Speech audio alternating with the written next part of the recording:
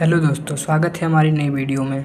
आपके सामने स्क्रीन पर जो क्वेश्चन दिख रहा है वो क्वेश्चन एनसीईआरटी के चैप्टर नंबर 1 का प्रश्न संख्या 1.6 है, जो फिजिक्स का न्यूमेरिकल है। दोस्तों क्वेश्चन तो बड़ा है, लेकिन ये क्वेश्चन बहुत ही सामान्य रूप से हम इसको हल कर सकते हैं। तो आइए हम पहले क्वेश्चन को पढ़ लेते हैं। क्वेश्चन हमारा क्या कह रहा है।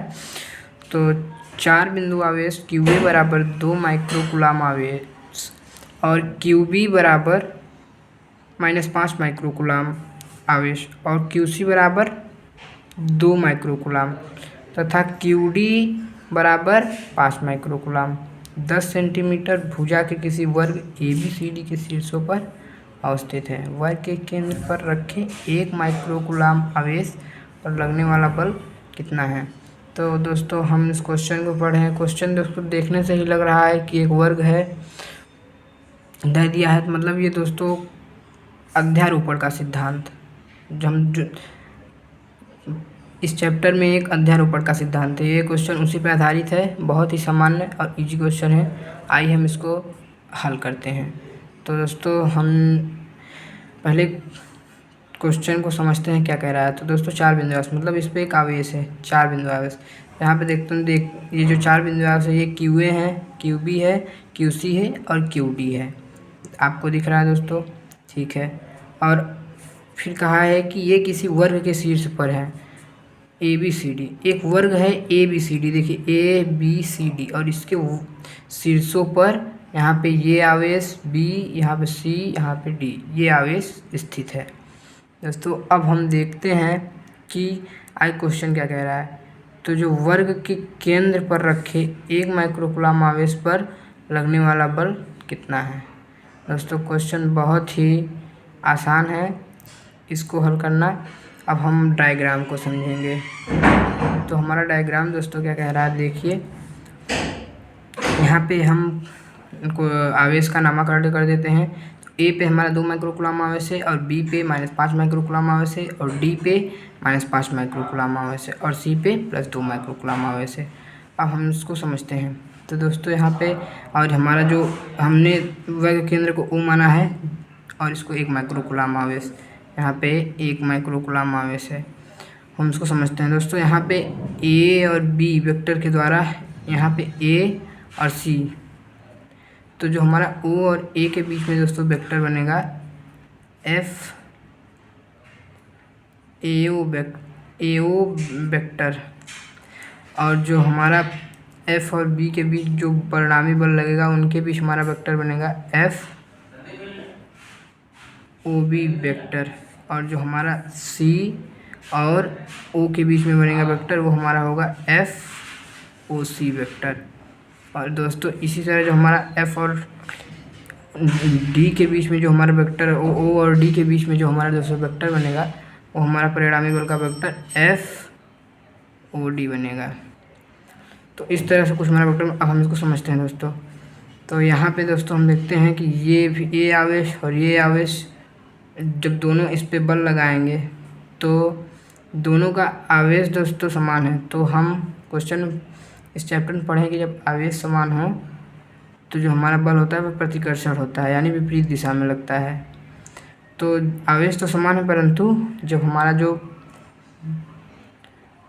आवेश समान है परंतु जो हमारा बल लगेगा वो विपरीत दिशा में लगेगा, इसलिए यह बल निरस्त हो जाएगा और इसके द्वारा कुल लगने वाला बल यहाँ पे 0 हो जाएगा। इसी तरह दोस्तों B और D इन दोनों का आवेश भी दोस्तों समान है, -5 माइक्रोकूलाम -5 माइक्रोकूलाम। तो इस पे जो लगने वाला बल होगा वो भी निरस्त हो जाएगा, क्योंकि इन दोनों को आवेश समान है। हमने सीखा है कि आवेश समान हो तो प्रतिकर्षण बल होता है, यानी कि विपरीत दिशा में ये बल इधर लगाएगा और वो बल उधर लगाएगा। इसके वजह से जो हमारा बल है वो विपरीत दिशा में लगेगा और हमारा बल निरस्त हो जाएगा।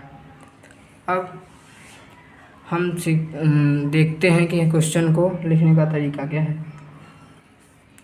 तो हम पहले हल करेंगे क्वेश्चन को इस तरीके से। इस क्वेश्चन को लिखने का तरीका क्या है।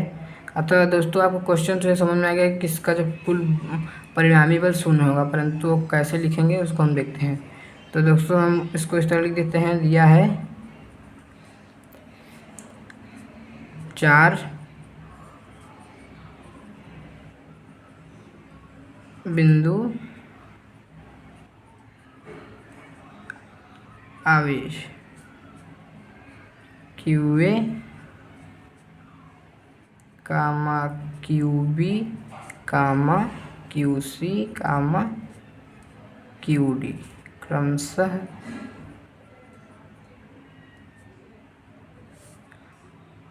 वर्ग के शीर्ष पर स्थित हैं, शीर्ष पे स्थित है। अब दोस्तों हम इसको हल करेंगे।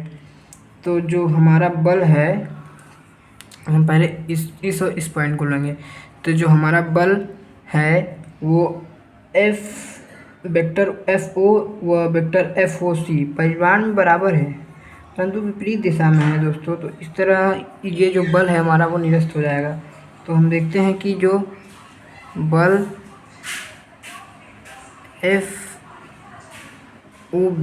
FOA वेक्टर और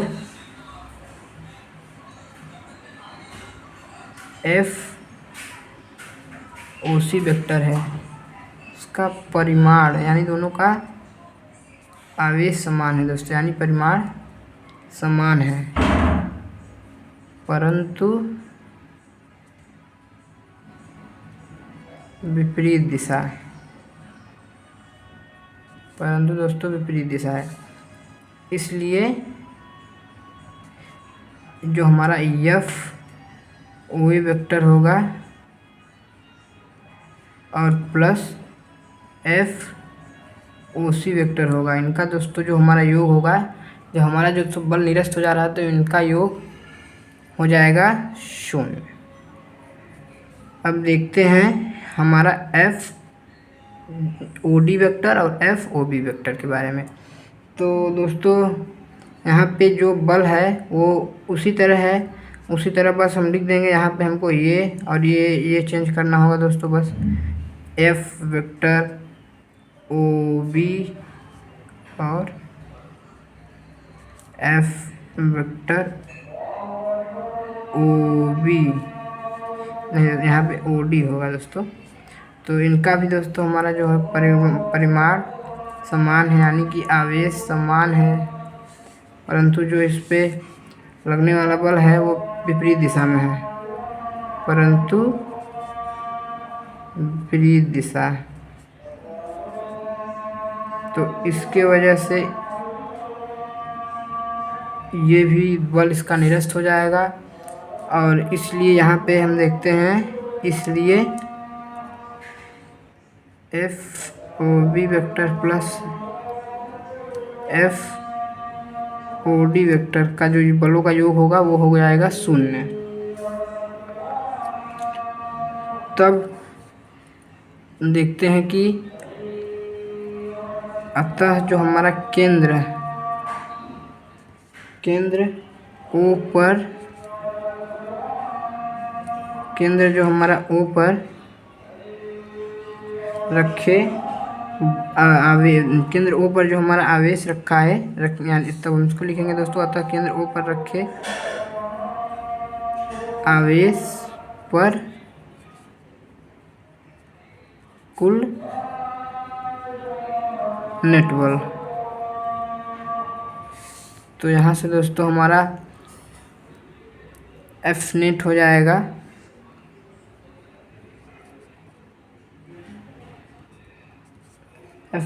दोस्तों FOA